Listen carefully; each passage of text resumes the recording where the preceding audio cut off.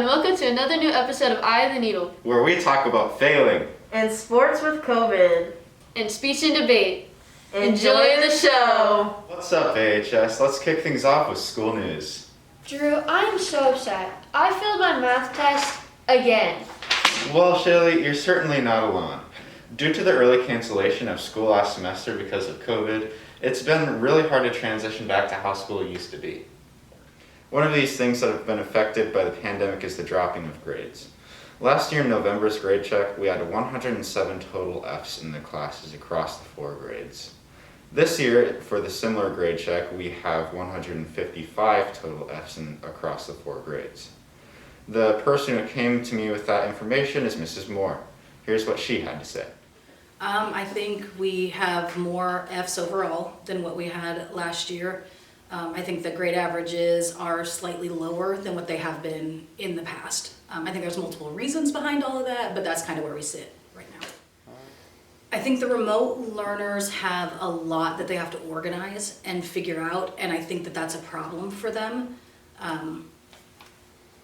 I think if maybe we would have given out what we did yesterday to you guys to actually organize out your classes and have your Zoom links and all of that in one space, I think if we would have maybe done that with our remote learners right from the beginning, that could have helped a little bit. But it's also just a time management issue on the student end. And I think for high schoolers, that's really hard to do. So I think that automatically creates a gap in the learning that the kids in the building don't experience, but our ones outside of the building do.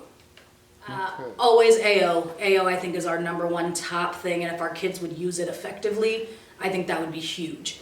We always have study table on Wednesdays. That's a big one. I'm also a huge resource. So if a kid finds themselves with a couple Fs and they're like, I have no idea what to do, if you come see me, I will prioritize your work for you. I will show you like which assignments you want to do first that will help you out the most. And I'll kind of tell you which assignments you might want to ignore until you get into a better place. So then those are the ones that we just leave until the end. But it's kind of the best bang for your buck to get your grades back up to passing. So I would take advantage of that, especially if you're a struggling learner for us, is come see me and I will help out for sure. That's some pretty scary information. I wonder what other students think of this new school environment. No. I'm never satisfied with my grade. You always strive to be better. But no, I'm definitely not satisfied. As of right now, yes, I am happy with my grades. Because so far in all my classes, I'm not failing anything and I feel like I'm doing pretty well. I haven't done horribly on any tests. I've crossed the line a little bit, but we're getting there. So in pre-calc or like in math class, it's a very much like a building class. Like what you learn from one year goes into what you learn the next year.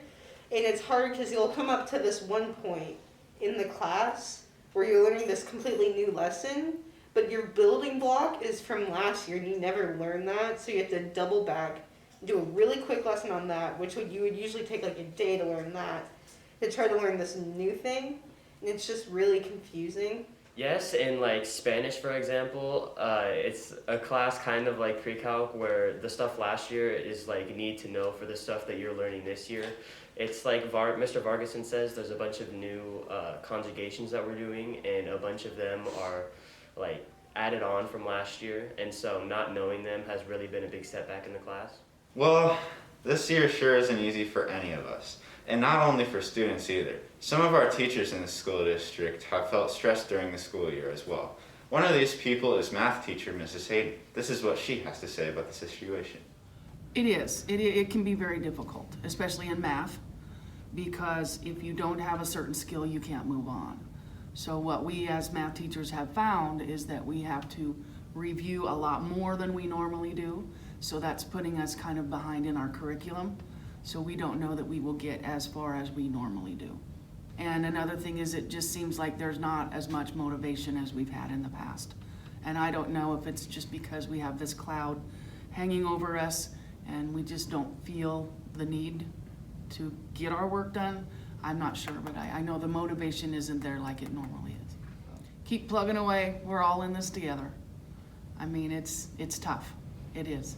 But don't give up. There is a light at the end of the tunnel, people.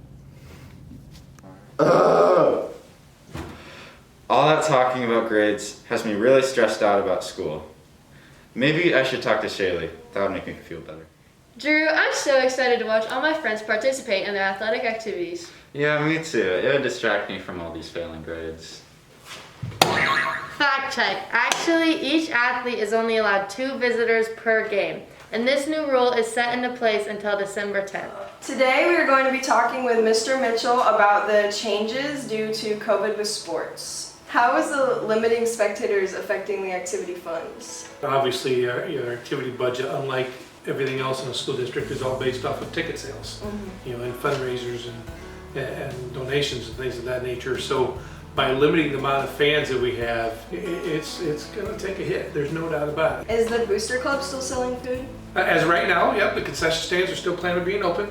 They're going to limit the amount of food that's going to be in there, just because there's no sense having a big stockpile of food when you're not going to have that many people at games. Are there other sources of funding to offset the losses? Typically, the middle school sells the coupon books from Adrenaline, where they have the $200 and some worth of discounts from around the town of Atlantic. It costs $20. So right now, with the Winter Sport Athletes are in the process of getting those sold. Of that $20, $10 comes back to our department. Are there numbers in our participation in sports up or down this year? I would say they're pretty much right where they've been. In some sports, they're up a little bit. We have nothing that's down whatsoever. Good. Senior Skylar Hanlos talked to us about what it's like to play in this situation. Usually that's where the energy of the whole entire gym is. Everybody's looking up there. The whole student section there's at least 10 to 13 rows of students screaming and yelling the whole game, and that's where we get most of our energy from, and especially our bench, we get our energy from there too. Definitely gonna affect our energy. We're gonna have to make our own energy, just ourselves. That's the big part of the game is momentum, and I think it's gonna be my mom and my dad for the first one. Other than that, it depends on where the game is, whoever's closest. Coach Connor Larson is preparing his wrestlers for this new environment. Yeah, the crowd brings the energy for the wrestlers to get hyped up and fight harder in the matches, I think. Hopefully off of each other. Hopefully the teammates can build each other up and us coaches can keep them motivated enough to keep fighting out there. Good luck to all of our winter athletes. We'll be cheering you on from home. What's up, guys? I'm Shaylee Carey here with Fine Arts. In today's episode, we will be diving into debate and what it's like in the debate classroom. Let's get right into the video. As I was strolling down my favorite halls of AHS, I looked around and noticed these really funny posters on the wall. So I walked up to one and asked Drew about it. Hey Drew, do you like to argue? No. Are you sure? Yeah. No, you're not. Join debate class second semester. Ask guidance or Mr. Baggett. So of course I had to listen to the poster. I did exactly what it said. I went all the way down to Mr. Baggett's room. Walking into Mr. Baggett's room, I noticed that there were even more posters inside. As well as there were some really cool stage lights hanging from the ceiling and a bunch of trophies and achievements everywhere. There were also other things, but in the end, I knew I needed to see what's poppin' with Mr. Baggett. This is Mr. Baggett. I teach freshman English, debate and drama classes, as well as co-coaching for the speech and debate team. My favorite part of debate would be just watching students when they make those connections in argument and providing evidence for their arguments and teaching these life skills of seeing both sides of an argument. Usually on Fridays I do spar debates, which are more of a fun topic where I give students maybe 5 or 10 minutes to prep, and it could be anything from just fun topics. McDonald's is better than Burger King, stuff like that. And they still have to find valid evidence, right? So those ones get kind of fun where they talk about the fries or the sandwiches or what's better, and so those can be fun. So students really love those. After speaking with Mr. Baggett, I really wanted to see for myself the kind of high energy arguments that happens in his room. And lucky for me, I got exactly that. You told me that gossiping. Listen to me. You told me that gossiping was saying something behind someone's back. You agreed. No. And then I told you. Alright, I'll stop that right there. In actuality, they will all be presented with a topic to debate about. And as a class, they will make pros and cons about the debate topic.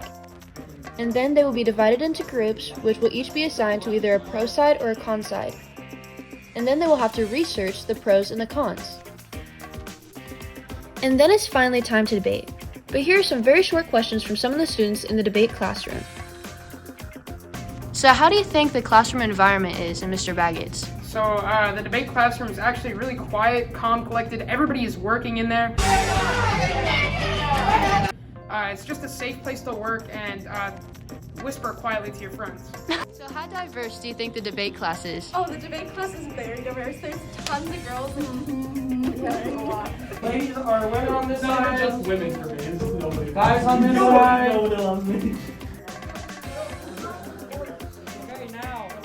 Alright, all jokes aside, it was so much fun being in Mr. Baggett's debate class. It was really high energy and super positive, and I'll never forget it. You should really join debate second semester.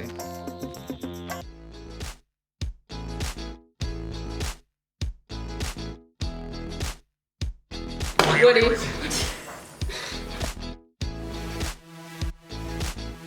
Nail. Nail. Tinkerbell. Hey. Actually? Yeah. Let's go. Pacific. Robin. Clownfish. Oh, baby, go.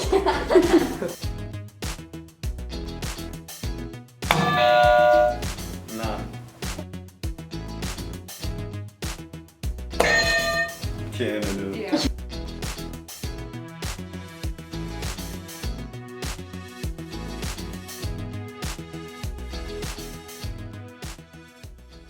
Thanks for watching this episode of Eye of the Needle. Study hard.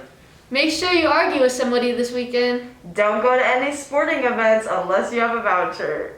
Bye. Bye. Bye.